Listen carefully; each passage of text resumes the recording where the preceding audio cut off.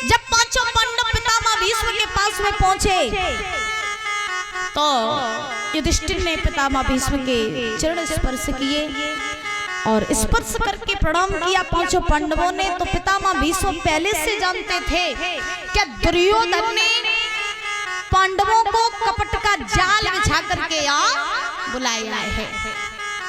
तो पितामह भीष्म ने कहा पांडवों तुम्हें यहाँ नहीं आना चाहिए था। तो युधिष्ठिर बोले बाबा क्यों नहीं आना चाहिए था? मेरे भैया दुर्योधन ने मुझे बुलाया और आप कह रहे मुझे नहीं आना चाहिए था, ऐसा क्या कारण है? तो पितामह भीष्म ने कहा युधिष्ठिर तुम्हें नहीं पता है, तुम यहाँ आ तो गए हो लेकिन तुम्हारे लिए यहाँ कपट का जाल बिछा हुआ है। दुर्योधन ने कपट का जाल बिछा करके तुम्हें यहाँ बुलाया है। बेटा अभी भी कुछ नहीं बिगड़ा, यहाँ से लौट जाओ नहीं तो तुम बहुत पछताओगे। तो युधिष्ठिर ने एक बहुत सुंदर बात कही पितामह भीष्म से, बहुत सुंदर बात। और अगर यही बात समाज के सब लोग अपना लें तो महाराज कभी भी भाई भाई के बीच में दरार पैदा ना हो। युधिष्ठिर ने पितामह भीष्म से कहा बाबा आप कह रहे हो कि मेरे भैया दुर्योधन ने मुझे कपट का जाल बिछा के यहाँ बुलाया है, कोई बात नहीं। मेरा भैया दुर्योधन अगर मेरा बुरा चाहता है तो ये उसका कर्म है, लेकिन मैं अपने शरीर से कभी अपने भाई का बुरा नहीं चाहूंगा। क्यों? क्योंकि ध्यान रखना अगर आप रास्ते से जा रहे हो, रास्ते पे जा रहे हो और आप खूब समझदार हो, खूब बड़े ज्ञानी हो, और अगर आप रास्ते से जा रहे हो सामने से एक मूर्ख चला आए, सामने से एक मूर्ख व्यक्ति चला आए तो वो मूर्ख आपको देख करके गाली बकने लगे तो मूर्ख का काम क्या है? गाली बकना। वो तो कुछ भी कह सकता है, क्यों? क्योंकि वो पहले से ही मूर्ख है। तो आप सामने से जा रहे हो, मूर्ख आपको देख करके गाली देने लगे। अब बाने अगर मूर्ख ने आपको एक गाली दी और आपने उसको दो दे दी तो बताओ कौन मूर्ख हुआ? ज्ञानी के मूर्ख? ज्ञानी मूर्ख हुआ ना? हाँ, इसीलिए कहा जाता है कि जिसका जो कर्म होता है वो वही कर्म करता है। मूर्ख का काम है गाली देना तो वो गाली ही देगा। संत का काम है भजन करना, ज्ञान देना। संतों का काम है भगवान की चर्चाएं सुनाना, तो संत अपना काम करेंगे। मास्टर का काम है पढ़ाना, तो मास्टर पढ़ाता है।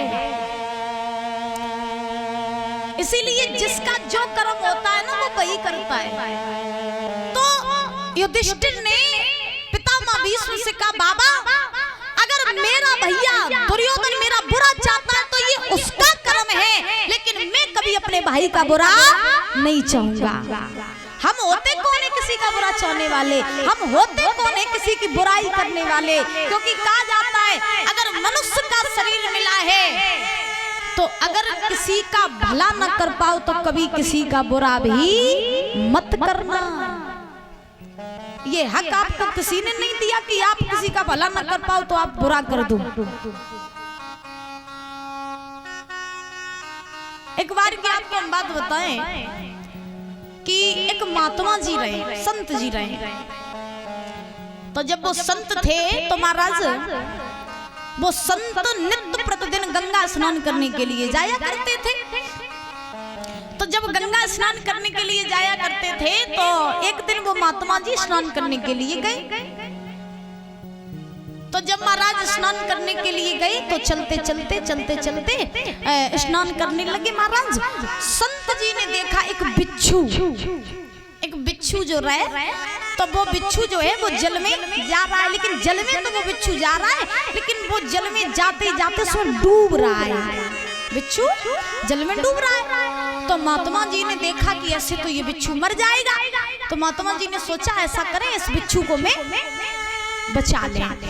तो महात्मा जी ने जैसे ही उस बिच्छू को बचाने के लिए हाथ बढ़ाया और हाथ बढ़ाने के लिए जैसे ही उस बिच्छू को हाथ में पकड़ा तो पकड़ करके उस बिच्छू ने हाथ में डंक मार दिया। अब जब बिच्छू ने हाथ में डंक मारा तो महात्मा जी घबरा करके उस बिच्छू को छोड़ दिया। फिर से वो बिच्छू डूबने लगा। महात्मा जी ने फिर से हाथ बढ़ाया, बिच्छू को पकड़ा और जैसे ही पकड़ा उसने फिर डंक मार दिया। फिर वो पानी में डूबने लगा। महात्मा जी ने फिर बचाया, फिर डंक मार दिया। एक व्यक्ति दूर खड़ा होकर के देख रहा था, और जब दूर खड़ा होकर के देख रहा था तो वो व्यक्ति महात्मा जी के पास में आया और आकर के बोला, जब बताओ कि तुम्हारी बुद्धि खराब है? महात्मा जी बोले, क्यों, ऐसे क्यों बोल रहे हो?